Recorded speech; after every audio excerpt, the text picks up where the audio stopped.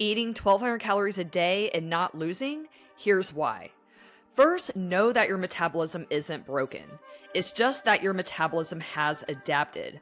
Our metabolism is really good at adapting, and this is exactly why dieting all the time isn't a great idea. So here's what happens when you diet for a long period of time. Metabolic rate declines, movement declines, calories burned declines, which means your calories will have to decrease as well so you can continue to lose weight. Instead, what if you felt confident knowing exactly what to do after the diet so you can maintain your weight loss and even continually improve your physique well into your 40s and beyond? Inside my free upcoming live video series, Nutrition Secrets for Women Over 40, I coach you through the things that are getting in the way of the body that you dream of. The first video training is Thursday, November 14th, 2024. You will get access to the video series plus the replay if you register. To register for this free video series, click on the link in the show notes of this episode. Well, hey there. Welcome to the Lean Lifestyle Podcast, where we talk all the things about losing fat and building muscle in your 40s and beyond. This is your host, Courtney Witten, certified personal trainer and health coach. Welcome to the show. All right, so today we are troubleshooting weight loss plateaus. So if you are a woman over 40 and you have been trying to lose weight, but you haven't lost weight in 2 months or more, then this is the episode for you. And just to make sure that you're in the right spot, let's make sure that you can relate to this. If you are trying to lose weight, but you haven't seen any weight loss in 2 months or more, you are experiencing a weight loss plateau. If you can relate, I am sure that you are doing at least one of the following: exercising 4, 5, maybe even 6 days a week, eating healthy or eating a clean diet, or eating low-calorie foods or following a low-calorie diet. If you are doing one or more, but you're still not seeing the results that you want, a goal, it might be very slow. So I've even seen as slow and steady as just 2 pounds a month. I also want to point out here that faster weight loss isn't necessarily better either. Anytime that you're doing a calorie deficit, eating less food than your body needs, yes, you are going to risk losing lean muscle mass. We want to preserve that lean muscle as much as possible because muscle tone plays a large role with how you look.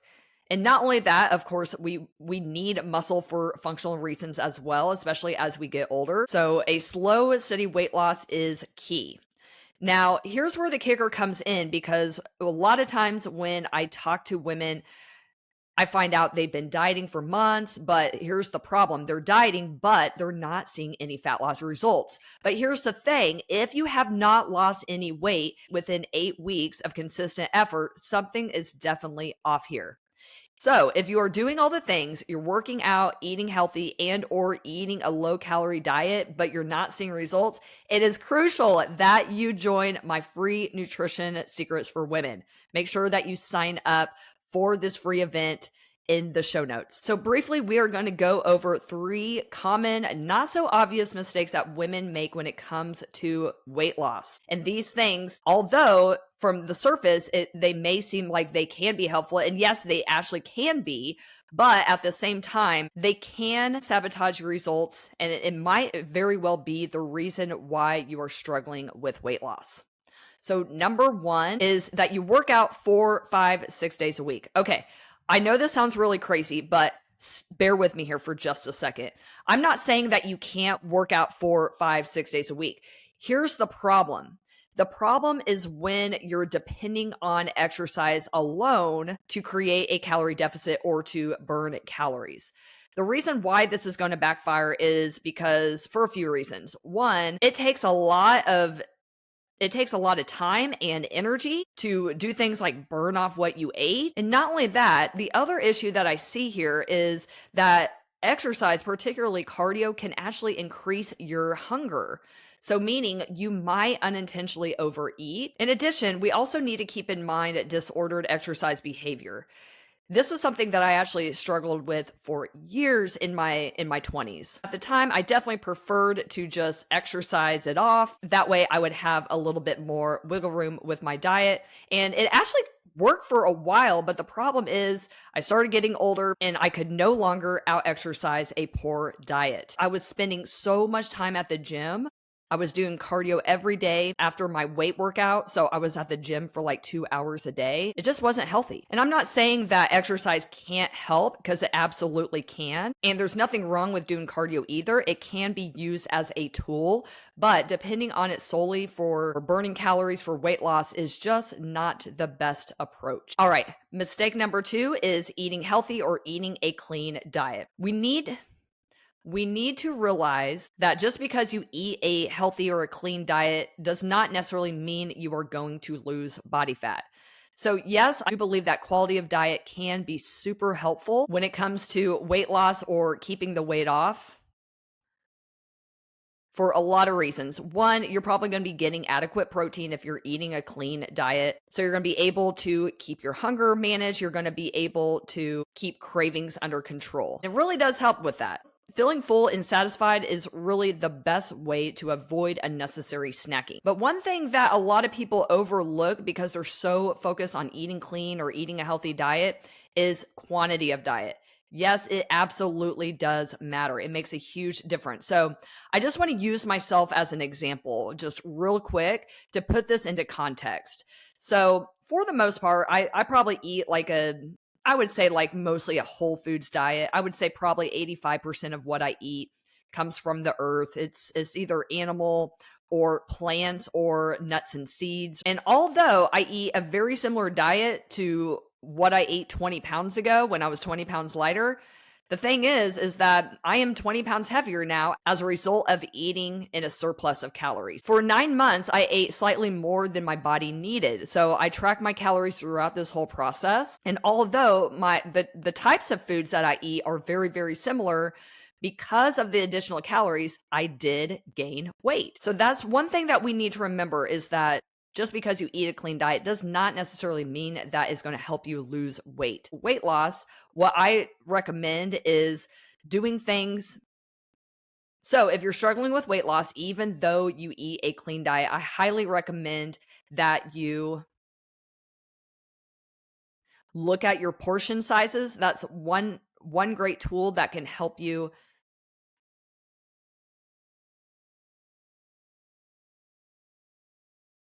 So if you eat a clean diet but you're struggling with weight loss, I would recommend incorporating some tools such as portion control. Portion control can help you bring more awareness to the amount of food that you're eating, as well as macro counting can also be a great tool to help you understand the quantity of diet that you are consuming. And just one more little side note here. I'm definitely not against a clean diet. I think eating clean can help a lot of things. Again, things like hunger and cravings, and it can actually improve your results. But this might not be a problem for everyone, but for some people, if they try to be too strict with their diet, it can lead to overindulgence later. So I just wanted to point that out, because a lot of times people use willpower and they try to eat only clean foods. But for a lot of people, they can only do that for so long. So I think it's really important, instead of like shunning foods, I think it's so important to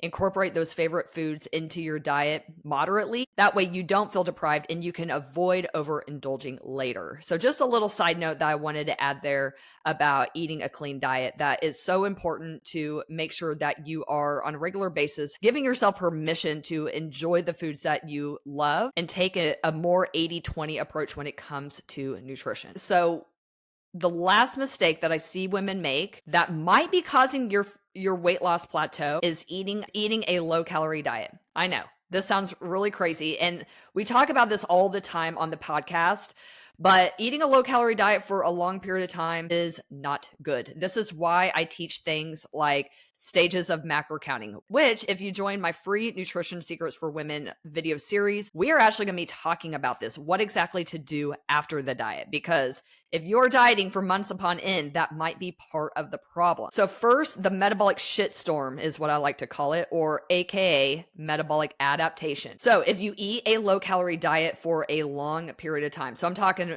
like months, like if you're doing this more than 6 months, what can happen as a result is that your metabolic rate will slightly decline. So meaning you're burning less calories at rest, as well as you're also going to burn less calories during physical activity. So this is with activities of daily living, but also with structured exercise. In addition, your movement is going to decrease as well. And this is actually unconscious. So you might not even know that you're moving less. So this is what I call the metabolic shitstorm. You eat a low calorie diet for too long, and then metabolic rate starts to decline, your calories burned starts to decline, and then your movement starts to decline. So making it difficult to eat in a calorie deficit.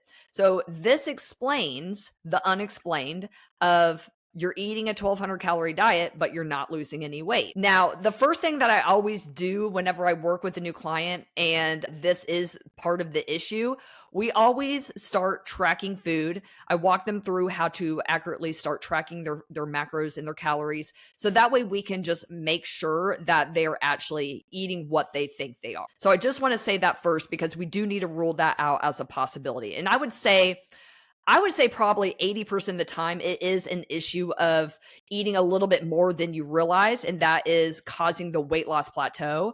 But there is a small population of people that, yes, this is absolutely possible. It has happened to me. So yes, the metabolic shitstorm is real, and it sucks really bad because there's nothing worse than eating a low calorie diet, but you're not seeing the results that you want. And really, there's only two solutions to this. You can either cut your calories even more, or you can do what we call a reverse diet. So, hey, I actually have done 2 episodes on reverse dieting. I have reverse dieting 1 and reverse dieting part 2.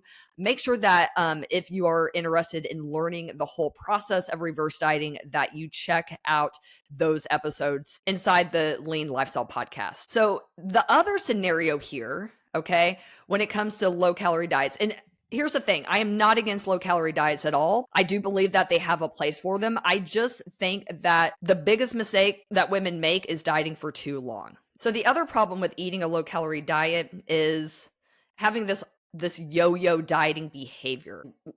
Deprivation will generally lead to overindulgence later. So this causes a lot of highs and lows in our nutrition. And we want to avoid that, because even though you have some lows in there, well, the highs, they're probably going to be pretty high. So meaning it's more than likely going to cause you to be in a calorie surplus or eating at maintenance to where you can't lose weight. So if we are doing this, then more than likely those lows are getting canceled out by the highs. So that can explain the weight loss plateau or even potential unwanted weight gain. So instead, what we need to do is either have shorter periods of a diet phase, and or, okay, another problem that I see is that people slash their calories way too low.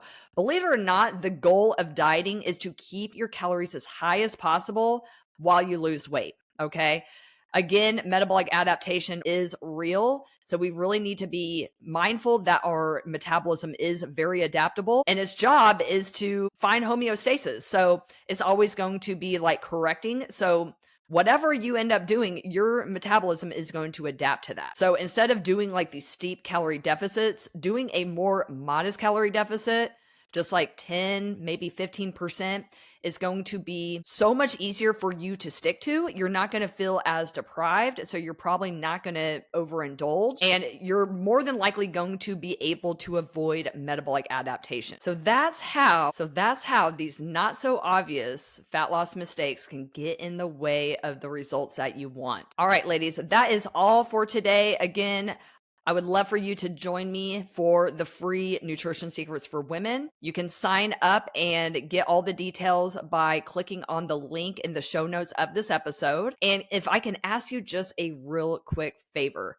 can you please If you are enjoying this podcast, I would really appreciate it if you can write me a 5-star review. Whenever you review my podcast, it helps to push my podcast so more women can find me who need to hear this message. I will link my email address in the show notes as well. So that way, if you would like to be a podcast guest, or if you would like to inquire about working with me inside of my membership for women lean physique, you can drop me an email at cfitnessonlinetraining@gmail.com. Thanks so much for being here. I'm cheering you on, and I can't wait to see you at Nutrition Secrets for Women. Bye for now.